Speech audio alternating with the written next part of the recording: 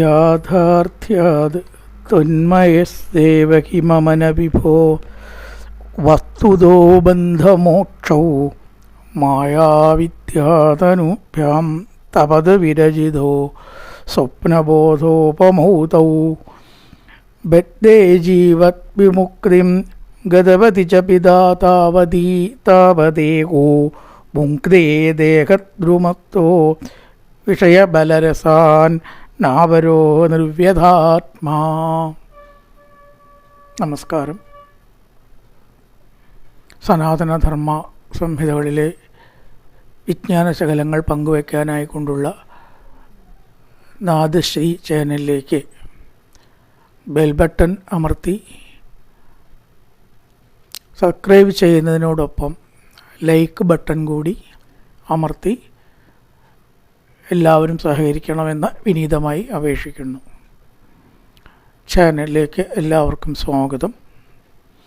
പ്രഭാത കേളിയിൽ നമ്മൾ ഇന്ന് നാരായണീയത്തിലെ ഒരു ശ്ലോകമാണ് ചൊല്ലിയത്. 94-ാമത്തെ ദശകത്തിലെ 5-ാമത്തെ ശ്ലോകം. വളരെയധികം അർത്ഥവ്യാപ്തിയുള്ള ഒരു ശ്ലോകമാണത്. ഭഗവാൻ ഉദ്ധവന് കൊടുക്കുന്നതായിട്ടുള്ള ഉപദേശം അതിൻ്റെ ആദ്യ ഭാഗത്ത് വരുന്ന ഒരു ശ്ലോകമാണ്. ഇവിടെ യാഥാർത്ഥ്യാത് ത്വന്മയസ്തേവ ഹി മമ ന വിഭോ വസ്തുതോ ബന്ധമോക്ഷവും. ബന്ധം, മോക്ഷം, ഈ രണ്ടും ശരിക്കും പറയുകയാണെന്ന് വെച്ചാൽ കൽപ്പിതങ്ങളാണ് എന്നാണ് ഭഗവാൻ പറയണത്. ബന്ധം എന്ത്, മോക്ഷം എന്ത് എന്നുള്ള ഉദ്ധവൻ്റെ സംശയം തീർത്തു കൊടുക്കാൻ ഉദ്ധവ ഇത് രണ്ടും സത്യത്തിലില്ല. പിന്നെ എങ്ങനെ ഈ രണ്ട് പദം വന്നത്? ഇവിടെ പറയണത് മായ വിദ്യ തനുഭ്യാം തവത് വിരചിതോ സ്വപ്നബോധോപമൗതൗ. ഇല്ലാത്തതിന് പേര് വരുമോ എന്ന് ചോദിച്ചാൽ ഒരു ഉദാഹരണം പറഞ്ഞിരിക്കണം. സ്വപ്നബോധോപമൗതൗ. സ്വപ്നം ഇല്ലാത്തതോ ഉള്ളതോ? സ്വപ്നം എന്ന് പറയുന്ന സംഗതി ഉള്ളതാണ്, പക്ഷേ അതിൽ ഉള്ള കാര്യങ്ങൾ ഉള്ളതല്ല. അങ്ങനെ പറയണം. കുറച്ച് ബുദ്ധിമുട്ടാ കാര്യം മനസ്സിലാകാനായി. സ്വപ്നം ഉള്ളതാണ്, പക്ഷേ ആ സ്വപ്നത്തിൽ കാണുന്ന കാര്യങ്ങൾ ഉള്ളതല്ല. ആണോ? അപ്പം ഇല്ലാത്തതാണ് നമുക്ക് എന്തുണ്ടാവണത്? ഉണ്ട് എന്ന പ്രതീതി. ആ സ്വപ്നം കൊണ്ട് ഇതിനെ ശരിക്കും ഉപമിക്കാൻ പറ്റും, വിശദീകരിക്കാൻ പറ്റും. സ്വപ്നം ഇല്ലേ? സ്വപ്നം ഇല്ലേ? ഉണ്ട്. നമ്മളൊക്കെ സ്വപ്നം കാണാത്തവർ വളരെ കുറച്ചേ ഉള്ളൂ. എന്നാൽ ആ സ്വപ്നത്തിൽ കാണുന്ന സംഗതി ഉണ്ടോ? ഒക്കെ ഇല്ലാത്തതാ. ഉണർന്നു കഴിഞ്ഞാൽ ഒന്നുമില്ല. അപ്പോൾ ആ കാണുന്ന വേളയിൽ മാത്രം ഒരു പ്രതീതി അല്ലെങ്കിൽ ഒരു തോന്നൽ, താൽക്കാലിക അനുഭവം, ഇല്ലാത്തതുണ്ട് എന്ന് തോന്നുന്നതിനെയാണ് നമ്മൾ സ്വപ്നം എന്ന് പറയുക. അപ്പോൾ സത്യത്തിൽ അങ്ങനെ വലിയൊരു സംഗതിയാണ് ഈ ലോകം എന്നാണ് ആത്മീയത്തിൽ അറിവ് കിട്ടിയവർ, ബോധോദയം ഉണ്ടായവർ പറയണത്.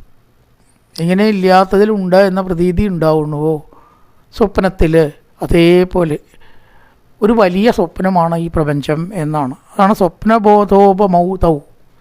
സ്വപ്നത്തിലുണ്ടാവുന്ന ആ ഒരു അവസ്ഥയ്ക്കനുസരിച്ച് ഇല്ലാത്തതിൽ ഉണ്ട് എന്ന പ്രതീതി ഉണ്ടാവുകയാണ്.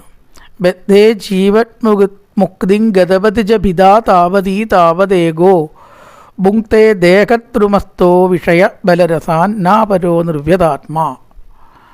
ഇനി ഒന്നങ്ങനെ വിശദീകരിച്ചിരിക്കുകയാണ്. എങ്ങനെയാണ് ഈ അനുഭവം ഉണ്ടാവുന്നതെന്ന് വെച്ചാൽ ഈ ശരീരം അതിനൊരു വൃക്ഷമാക്കിയിട്ട് സങ്കല്പിച്ചു. ഉപനിഷത്തിലൊക്കെ പറയുന്ന ഒരു വലിയ തത്വമാണ്, ധാരാളം പറയുന്ന തത്വമാണത്. ഇടയ്ക്കിടയ്ക്ക് ഒട്ടും പറയാത്ത കാര്യമല്ല. അപ്പോൾ ശരീരമാകുന്ന ഈ വൃക്ഷം സംസാര വൃക്ഷം എന്നും പറയും. ഊർദ്ധമൂലം അധശ്ചാക, അതാണത് പറഞ്ഞാൽ കഴിയില്ല, അങ്ങനത്തെ ഒരു വിഷയമാണ്. തല കീഴായ ഒരു അശ്വത്ഥ വൃക്ഷമായിട്ട് ഗീതയിൽ 15-ാം അധ്യായത്തിൽ പറഞ്ഞിരിക്കുന്നു. സംസാര വൃക്ഷത്തിനെ ഊർദ്ധമൂലം അധശ്ചാകം അശ്വത്ഥം പ്രാഹുരവ്യയം. വ്യത്യാസമേ ഉള്ളൂ. ഇലകളൊക്കെ കീഴ്പ്പെട്ടായിട്ട് വേര് മേപ്പെട്ടാണ്. എന്തേ അങ്ങനെ പറയാൻ കാരണമാവും? തലകീഴായിരിക്കുന്ന ഒരു വൃക്ഷമാണ് ഈ സംസാരം എന്ന് പറയുന്നത്. ഈ ശരീരമാകുന്ന വൃക്ഷമൊന്നും ആവാം, സംസാരമാകുന്ന വൃക്ഷം രണ്ടും ഒന്ന് തന്നെയാണല്ലോ. അതിൽ ജീവാത്മാവും പരമാത്മാവും രണ്ട് പക്ഷി സ്വരൂപത്തിൽ സ്ഥിതി ചെയ്യുന്നു. അപ്പോൾ ഈ വൃക്ഷത്തിൽ ഉള്ള കായികനികളോ ഫലങ്ങളോ വൃക്ഷത്തിലത് ഉണ്ടാവാമല്ലോ. ആര് ഭക്ഷിക്കുന്നു? ജീവാത്മാവ് ഭക്ഷിക്കുന്നു. ജീവാത്മാവാകുന്ന പക്ഷി, ഉദ്ഭവിച്ച് പറയുമ്പോൾ ജീവാത്മാവുന്ന പക്ഷി ഭക്ഷിക്കണം. അപ്പോൾ അതിനെന്തുണ്ടാവും? ആ പഴത്തിൻ്റെ ഗുണോ ദോഷമോ മധുരോ കയ്പോ ഒക്കെ ഉണ്ടാവും. ആ പഴത്തിന് എന്തൊക്കെ ഉണ്ടോ ആ അനുഭവമൊക്കെ അതനുസരിച്ചിട്ട് ജീവാത്മാവുന്ന പക്ഷിക്ക് ഉണ്ടാവും ഇല്ലേ? എന്നാൽ വേറൊരു പക്ഷിയുണ്ടെന്ന് പറഞ്ഞു പരമാത്മാവ്. ആ പക്ഷിയോ, ആ പക്ഷി സുഖദുഃഖങ്ങളാകുന്ന പഴങ്ങൾ കൊത്തി തിന്നുന്നില്ല. അതുകൊണ്ട് അതിനെന്തില്ല? സുഖമില്ല, ദുഃഖമില്ല, മധുരമില്ല, കയ്പുമില്ല. ഈ സാക്ഷിയായിട്ട് അവിടെ അങ്ങനെ ഇരിക്കുക മാത്രമേ ചെയ്യുന്നുള്ളൂ. ഇത്രയാണ് ആദ്യം മനസ്സിലാക്കേണ്ടത്. ജീവാത്മാവ് പരമാത്മാവ് എന്നീ രണ്ടായി പിരിഞ്ഞ്, അപ്പോൾ പറയുകയാണെങ്കിലൊക്കെ മണിക്കൂർ കണക്കിന് പറയാനുള്ള വിഷയമാണ്. അപ്പോൾ കുറച്ച് മാത്രമേ പറയുള്ളൂ. രണ്ട് പക്ഷി സ്വരൂപത്തിൽ ജീവാത്മാരൂപവും പരമാത്മാരൂപവുമായി ശരീരമാകുന്ന മരത്തിൽ സ്ഥിതി ചെയ്യുന്നു. രണ്ട് എന്നൊന്നും ഓർക്കുക, അത്രയേ ഉള്ളൂ. രണ്ട് എന്നുള്ള സംഖ്യ പതക്കാലം ഓർക്കുക. അപ്പം അതിലൊരു പക്ഷി സുഖദുഃഖങ്ങൾ കൊത്തി തിന്നുന്നു. അതാണ് നമുക്ക് സുഖവും ദുഃഖവും ഉണ്ടാവുന്നത്. മറ്റേ പക്ഷി സാക്ഷിഭാവത്തിൽ വർത്തിക്കുന്നു. അപ്പോൾ നമ്മൾ എന്താണ് ഇപ്പോൾ ഇവിടെ വേണ്ടത്? ആണല്ലോ ചിന്തിക്കേണ്ടത്. ഈ രണ്ട് പക്ഷികളെ ഒറ്റ ഭാവത്തിലേക്ക് കൊണ്ടുവരണം. അതാണ് ബ്രഹ്മവിദ്യ. ഇത് നേരെ മനസ്സിലാക്കി പഠിച്ചാൽ ബ്രഹ്മവിദ്യ വേറൊന്നുമില്ല. രണ്ട് എന്ന് നിൽക്കുന്നിടത്തോളം കാലം, അതാണ് ദ്വിതീയാത് ഭയം ഭവതി എന്നൊക്കെ പറയണതിൻ്റെ പൊരുൾ. ഉള്ളിലേക്ക് കിടക്കുമ്പോഴേ അതിൻ്റെ അർത്ഥം അറിയുള്ളൂ. ഇത് രണ്ടായി വിൽക്കും തോറും നമുക്ക് ദുഃഖം, വിഷമം, സംസാരത്തിനുള്ള എല്ലാ അനുഭവവും ബാധകമാണ്. പക്ഷെ അപ്പോഴും ഇതൊന്നും അനുഭവിക്കാതെ നിൽക്കുന്ന ഒരു പക്ഷിഭാവത്തിൽ നിൽക്കുന്നു പരമാത്മാഭാവം എന്ന്. ഇനി നമുക്ക് എന്താണ് സുഖദുഃഖങ്ങളില്ലാതാവാനും സംസാരത്തിന് രക്ഷപ്പെടാനും ചെയ്യേണ്ടത്? ഈ രണ്ട് പക്ഷികളെ ഒന്നാക്കി ചേർക്കുക. അത്രയേ ഉള്ളൂ. പറഞ്ഞ് ആണെങ്കിൽ ഇത്രയേ ഉള്ളൂ. എളുപ്പമല്ല, പറഞ്ഞ് മനസ്സിലാക്കാൻ വളരെ എളുപ്പമാണ്. ഈ രണ്ട് പക്ഷിയെ ഒന്നാക്കുക എന്ന് പറഞ്ഞപ്പോൾ വല്ല വിഷമമുണ്ടോ മനസ്സിലാക്കാൻ? പക്ഷേ അത് എങ്ങനെയാവും? അതും വിഷമമില്ല, പറയാൻ വിഷമമൊന്നുമില്ല. ശ്രവണം കൊണ്ട്, കീർത്തനം കൊണ്ട്, സത്സംഗം കൊണ്ട് കുറച്ച് നല്ലപോലെ ഈശ്വര വിഷയത്തിൽ നമ്മൾ വ്യാപരിക്കണം. നന്ന കഷ്ടിയായ പോരാ, അതൊന്നും ഒന്നാവില്ല, രണ്ടായിട്ട് തന്നെ നിൽക്കും. അതുകൊണ്ടാണ് എപ്പോഴും ഇങ്ങനെ പറയണത്. നാമം ജപിക്കൂ, സത്സംഗം ഉണ്ടാവുള്ളൂ, പുരാണം വായിക്കൂ, ക്ഷേത്ര ദർശനം നടത്തുക. അതൊരു മാർഗ്ഗമാണ്. അത് മുഴുവനല്ല കേട്ടോ, ലക്ഷ്യമല്ല. ഇങ്ങനെ ഈശ്വര കാര്യങ്ങൾ അനുഷ്ഠിച്ചു കൊണ്ടിരിക്കുക. അതിൽ മാത്രം പിശുക്ക് വേണ്ടെന്ന് പറയണം. യാതൊരു പിശുക്കും കൂടാതെ മിതം ഭുക്ത ശതം ജപ്തുക എന്ന് പറഞ്ഞു. ശതം എന്ന് പറഞ്ഞാൽ ധാരാളം നാമം ജപിക്കുക. ഒന്നും കുറയ്ക്കണ്ട. ചതിയായാലും നെയ്യപ്പം കേടുവരില്ല, നെയ്യ് അതിയായ എന്ന പോലെ ധാരാളം ജപതപങ്ങളിൽ കൂടിയിട്ടും ഈശ്വര ധ്യാനത്തിൽ കൂടിയിട്ടും സത്സംഗത്തിൽ കൂടിയിട്ടും പുരാണ ശ്രവണത്തിൽ കൂടിയിട്ടും വേണം ഈ രണ്ട് പക്ഷിയെ ഒന്നാക്കാൻ. എന്നാൽ വേഗം അതങ്ങോട്ട് സാധ്യമല്ല.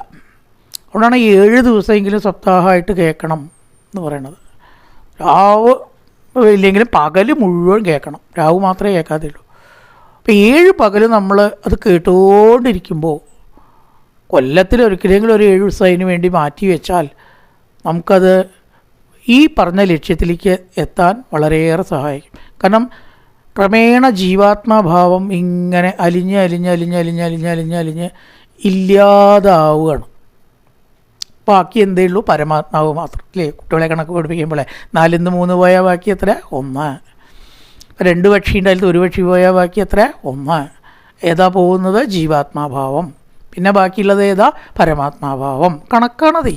അപ്പോൾ ആ പരമാത്മാഭാവം മാത്രമായി നമ്മൾ മാറുക എന്നതാണ് സത്യത്തിൽ ബന്ധമോക്ഷങ്ങൾ ഇല്ലാതിരിക്കാനുള്ള മാർഗം. പിന്നെ ബന്ധമില്ല, മോക്ഷമില്ല, സുഖമില്ല, ദുഃഖമില്ല, രാഗമില്ല, ദേശമില്ല. ഇതന്നെയാണ് ഹരിനാമകീർത്തനത്തിൽ പറഞ്ഞത്. ഞാനെന്നും ഈശ്വരനിതെന്നും വളർന്നളവ് ജ്ഞാനദ്വയങ്ങൾ പലതുണ്ടായതിന്നുമിക മോഹം നിമിത്തമത് പോകും പ്രകാരം. 2 എന്ന ആ ഭാവത്തിലുള്ള അവസ്ഥ എപ്പോഴാണ് പോവുക? ജപധ്യാനം കൊണ്ടും സത്സംഗം കൊണ്ടും ശ്രവണമനന നിത്യാസങ്ങളെ കൊണ്ടും ചേതസ്സിലാഗമമ. ആ ഒരു ഭാവം ഒന്നേ ഉള്ളൂ. ഈശ്വരഭാവം മാത്രമാക്കുക, ജീവാത്മാഭാവത്തെ ഇല്ലാതാക്കുക. ക്രമേണ അത് തീർച്ചയായിട്ടും സാധിക്കുന്നതാണ്. ഉദാഹരണം പറയുകയാണെങ്കിൽ നമുക്ക് പലതരത്തിലുള്ള ഉദാഹരണങ്ങൾ പറയാം. ചെറുതായിട്ടൊരു ഉദാഹരണം ഞാൻ പറയാം വെച്ചാൽ, ക്ഷേത്രത്തിൽ നമ്മൾ ക്യൂ നിൽക്കുമ്പോൾ നമുക്ക് വിശപ്പ് തോന്നണില്ലല്ലോ, കുറേ നേരം തോന്നില്ല, വളരെ കഴിഞ്ഞാൽ തോന്നും, ശരീരമല്ലേ, പക്ഷെ കുറച്ചൊന്നും തോന്നില്ല. നമ്മൾ കൃത്യമായിട്ട് 8:30 ഭക്ഷണം കഴിക്കേണ്ട, ഒരു 9:30 വരെയൊക്കെ ആയാലും ആർക്കും തോന്നില്ല, തൊഴുതിട്ട് തന്നെ കഴിക്കുള്ളൂ. എപ്പോഴാണ് തൊഴുക, ക്യൂ എത്രയുണ്ട് എന്നല്ലാണ്ട് നമ്മുടെ മനസ്സിൽ ഭക്ഷണത്തിനെ പറ്റി ചിന്ത എനിക്ക് വരാറില്ല കേട്ടോ. ഇനി വേറെയുള്ളവർക്ക് വരുന്നുണ്ടോല്ല. തൊഴുത് കഴിഞ്ഞാൽ അയ്യോ മണി 10 കഴിക്കണ്ടേ, അപ്പം ചിന്ത വന്നു. അപ്പോൾ എവിടേക്കാണ് ഈ വിശപ്പ് പോയത്? 8:30 കൃത്യമായി കഴിക്കുന്ന ഒരാൾക്ക് എങ്ങനെയാണ് 10 മണി വരെ ഒരു പ്രശ്നമില്ലാണ്ട് വന്നത്? അവിടെ മനസ്സിൽ ഈശ്വരൻ എന്നൊരു ചിന്തയുള്ളൂ, അതന്നെ, വേറൊരു കാരണമല്ല. അപ്പം ജീവാത്മാ പരമാത്മാ ഭാവം ഒന്നായി മാറും തോറും നമുക്ക് ഈ പ്രപഞ്ചഭാവങ്ങളും ശരീരത്തിൻ്റെ ഭാവങ്ങളും കുറയും. സപ്താഹത്തിൽ സമയം കഴിഞ്ഞില്ല എന്നൊരു ഒരു കുറവ് മാത്രമേ പറയണവർക്ക് ഉണ്ടാവുള്ളൂ എന്നാണ് നമ്മളതതിന് സമയം കഴിഞ്ഞില്ല. അല്ലാതെ സമയം പോവാത്ത പ്രശ്നം അവിടെ ഇല്ല. അയ്യോ നേരം തികഞ്ഞില്ല, ഇത് എങ്ങനെയാണ് പറഞ്ഞു കഴിക്കുക, ഇതിപ്പോൾ കഴിയുമോ, നേരം എന്താ ഓടുകയാണല്ലോ, ശരാമണി 9 8:30 നിർത്തേണ്ടതാണെന്നൊക്കെ നമുക്ക് തോന്നും. അപ്പോൾ ഇവിടെ പോയി വിശപ്പ്. അപ്പോൾ നമ്മൾ ഈശ്വര വിശേഷം ചിന്തിച്ചുകൊണ്ടിരിക്കുന്നു, ഈശ്വരനെ പറ്റി തന്നെ ചിന്തിക്കുന്നു, ജീവാത്മാഭാവം കുറഞ്ഞു വരുന്നു. അപ്പോൾ ഇതേ സ്ഥിരമായിട്ട് ജീവാത്മാ പരമാത്മാഭാവത്തെ അങ്ങോട്ട് നിരക്കല്ലാതെ സ്ഥിരമാക്കി അങ്ങോട്ട് നമ്മൾ പരിശീലിക്കാൻ തുടങ്ങിയാൽ സംസാര ദുഃഖത്തിന് രക്ഷപ്പെടാം. ഇത് തന്നെയാണ് ഭാഗവതത്തിൽ സുവർണാവേദോ ദശോ സഹായോ യതിച്ച ഏതോ കൃതനീടോജ വൃക്ഷേ, ഒരു വൃക്ഷത്തിൽ കൂട് കെട്ടി കഴിയുന്ന 2 പക്ഷികളെ പോലെ എന്ന് പറഞ്ഞത്. അപിപ്പലാദോ നത് പിപ്പലാദ, പിപ്പലാദൻ എന്ന് പറഞ്ഞാൽ പഴം ഭക്ഷിക്കണ പക്ഷി, അപിപ്പലാദോ എന്ന് പറഞ്ഞാൽ പഴം ഭക്ഷിക്കാത്ത പക്ഷി. ഇത്രയേ ഉള്ളൂ. പഴം ഭക്ഷിക്കാത്ത പക്ഷിയുണ്ട്, ഇതിൽ പഴം ഭക്ഷിക്കുന്ന പക്ഷിയുണ്ട്. പരമാത്മാഭാവം ഇതൊന്നും ബാധകമല്ല, ജീവാത്മാഭാവം മാത്രം പഴങ്ങൾ ഭക്ഷിക്കുന്നു, സുഖദുഃഖങ്ങളാകുന്ന പഴങ്ങൾ. അങ്ങനെ സംസാര അനുഭവത്തിൽ നിന്ന് രക്ഷപ്പെടുമ്പോൾ ഒരു കാര്യം കൂടി മനസ്സിലാവുമെന്ന് പറയുകയാണ്, വസ്തുതോ ബന്ധമോക്ഷവും ന, ബന്ധമില്ല സത്യത്തിൽ, മോക്ഷമില്ല. നമ്മളിപ്പോൾ ഈ കെട്ടിയിട്ട ആളെ അല്ലേ അഴിച്ചു വിടൂന്ന് പറയുള്ളൂ, കെട്ടിയിടാത്ത ഒരാളെ എന്നെ അഴിച്ചു വിടൂന്ന് പറയുമോ? പറയേണ്ട ആവശ്യമുണ്ടോ? അതുപോലെ എല്ലാവരുടെ ജീവന്മാരും മുക്തന്മാരാണ്, ആരുടെയും ബന്ധത്തിലല്ല, പക്ഷേ ബന്ധത്തിലാണ് എന്ന തോന്നലുണ്ടാവണം. ആ തോന്നലാകുന്ന കയറാട് മുറിക്കുക, തോന്നൽ എന്നുള്ള കയറുണ്ട് അവിടെ, അത് കെട്ടിയിരിക്കുക. കെട്ടിയിട്ടില്ല, കെട്ടി എന്ന് തെറ്റിദ്ധരിക്കുകയാണ്. ആ തെറ്റായ ധാരണയാകുന്ന കെട്ട് അവിടെ മുറിച്ചാണ് കളയുക, ജ്ഞാനമാകുന്ന വാളുകൊണ്ട്. വേറെ വാളുകൊണ്ടൊന്നും മുറിക്കാൻ പറ്റില്ല. അത് ഇതിനാണ് ജപം, ദപം, ധ്യാനം, ശ്രവണം, മനനം, നിധിധ്യാസം. അവനവനാൽ കഴിയുന്ന വിധത്തിൽ ആത്മീയ സാധനങ്ങൾ അനുഷ്ഠിച്ചാൽ ഈ കയറ് തന്നെ മുറിഞ്ഞു പോയിക്കോളും. അപ്പോൾ അവൻ സദാ മുക്താവസ്ഥയിലാണ്. മുക്താവസ്ഥയിലായിട്ടുള്ള ഒരാളെ എന്തിനാ മുക്താക്കണം? ആയ സാധനത്തിനെ ആക്കണോ? വെളുത്ത സാധനത്തിനെ വെളുപ്പിക്കണോ? കറുത്ത സാധനത്തിനെ അല്ലേ വെളുപ്പിക്കണ്ടു? അല്ലേ? വെളുത്തൊരു സാധനത്തിനെ ഒന്ന് വെളുപ്പിച്ചുകൊണ്ടിരുന്ന ആരും പറയാം, കറുത്തതിനെ വെളുപ്പിക്കാൻ വല്ല വഴിയുണ്ടോ എന്ന് നോക്കാം. അതുപോലെ നമ്മൾ മുക്താവസ്ഥയിലായ പിന്നെ എന്തിനാണ് മോക്ഷം? മോക്ഷം തന്നെയാണത്. ബന്ധമുണ്ടെങ്കിലല്ലേ പ്രശ്നമുള്ളൂ. അഴിച്ചുവിട്ട ഒന്നിനെ വീണ്ടും അഴിച്ചുവിടേണ്ട ആവശ്യം ഇല്ല. മുക്താവസ്ഥയിലുള്ള ആത്മാവിന് മോക്ഷം ഇല്ല, ബന്ധമില്ല. ബന്ധമുണ്ടെങ്കിലേ മോക്ഷമുള്ളൂ, മോക്ഷം ഉണ്ടെങ്കിലേ ബന്ധമുള്ളൂ. ഇത് രണ്ടും സത്യത്തിൽ സംഭവിക്കുന്നില്ല. ഒന്നുണ്ടെങ്കിലേ മറ്റതുള്ളൂ. ബന്ധിച്ചാൽ മോക്ഷം ഉണ്ടാവണം. അങ്ങനെ ആത്മാവ് ബന്ധിക്കണില്ല. ആ ഒരു തെറ്റായ പ്രതീതിയാണ് നമ്മൾ കളയേണ്ടത്. ആത്മാവിനെ മോചിപ്പിക്കേണ്ട, അത് ബന്ധിച്ചിട്ടൊന്നുമില്ല, ബന്ധിക്കപ്പെട്ടിട്ടില്ല, ഇതാണ് മനസ്സിലാക്കേണ്ടത്. പക്ഷേ അത് ബന്ധിക്കപ്പെട്ടതാണ് എന്ന തെറ്റായ പ്രതീതി ഉണ്ടാവുന്നു. തെറ്റായ പ്രതീതിയാണ് ബന്ധം, സത്യമായിട്ടുള്ള പ്രതീതിയാണ് മോക്ഷം. അതേ ഉള്ളൂ. അപ്പോൾ ഈ തെറ്റായ പ്രതീതി വന്ന് കയറാതെ നോക്കാൻ ശ്രവണമരണ സങ്കീർത്തനാദികളെ കൊണ്ട് മനസ്സിനെ ഈശ്വരഭാവത്തിൽ തന്നെ നിർത്തുക. അങ്ങനെയാകുമ്പോൾ ബന്ധവുമില്ല, ഉദ്ധവ മോക്ഷവുമില്ല, രണ്ടും നിലനിൽക്കുന്നതല്ല എന്ന് നമുക്ക് ബോധ്യമാവും. കെട്ടിടാത്ത ഒന്നിനെ എന്തിനാ അഴിച്ചു വിടണം? കെട്ടി എന്ന തോന്നലാണ് ഇവിടെ പ്രശ്നം. ആ തോന്നലില്ലാണ്ടാക്കാൻ ശ്രമിച്ചാൽ മതി. 2 പക്ഷിയെ ഒന്നാക്കി ചേർക്കുക, പരമാത്മാഭാവത്തിലാക്കി അവിടെ നിർത്തുക. അപ്പോൾ നമുക്ക് എന്തുണ്ടാവില്ല? ബന്ധമോ സംസാര ദുഃഖങ്ങളോ ഉണ്ടാവില്ല. അതിനെ പറയുകയാണെങ്കിൽ എങ്ങനെ വേണമെങ്കിലും പറയാം. ഒരു വട്ടം അങ്ങനെ പറഞ്ഞു വെച്ചു, നമ്മൾ അത്രയേ ഉള്ളൂ. പ്രതീതിയെ മാറ്റുക, 2 പക്ഷിയെ ഒന്നേ ഉള്ളൂ, പരമാത്മാവാക്കുക. ജീവാത്മാഭാവം ക്രമേണ ഇല്ലാതായിക്കൊള്ളും.